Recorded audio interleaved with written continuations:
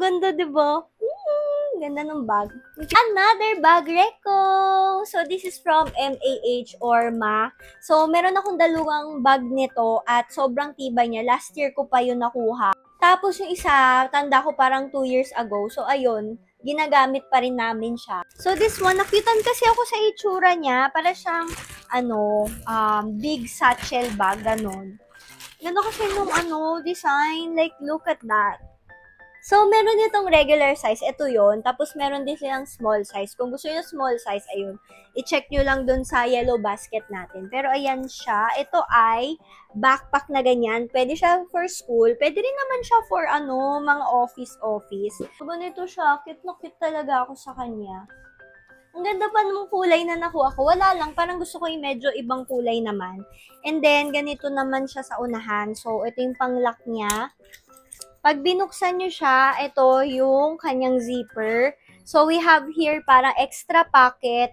And then, dito sa loob, ayan naman siya. Uy, ang dami niyang pwedeng lagayan, oh. So, meron siyang panghiwalay dito, 'di ba? So, usually, dito nilalagay laptop. And then, yung other things dito, meron tayong mga maliliit na pockets right here. And then, meron pa tayong may zipper na secret pocket dito. And then, ganito kalalim yung secret pocket natin. Pwede kayo magsabit ng mga susi nyo dito or something na importante. Ganito siya, pwedeng ma-expand.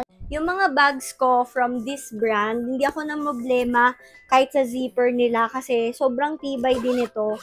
Like, look at that. And also, hindi ko makakalimutan guys na meron pa tayo extra pocket dito. So, dito pwede ilagay yung phone nyo, power bank, wallet, anything na important. Like, pwede nyo makuha agad sa likod.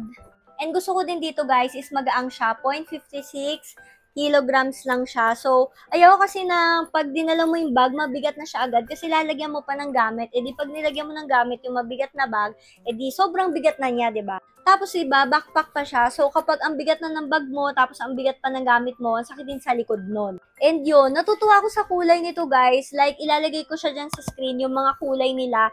As in, talagang mafifitan yung mga forma nyo, ganyan. So, pwede siya pang shopping, pang school, pang work, pang travel. So, try nyo guys. And then guys, yung brand name niya is para siyang naka-emboss dito. Ayan o, parang 3D. Hindi lang siya basta-basta naka-print dyan. So, hindi naman to agad-agad matatanggal or mag-fade o mabubura. Yung strap naman niya guys is adjustable. So, depende na yan sa iyo kung anong reference mo. Kung gusto nyo mas mahaba or mas maikli yung backpack nyo.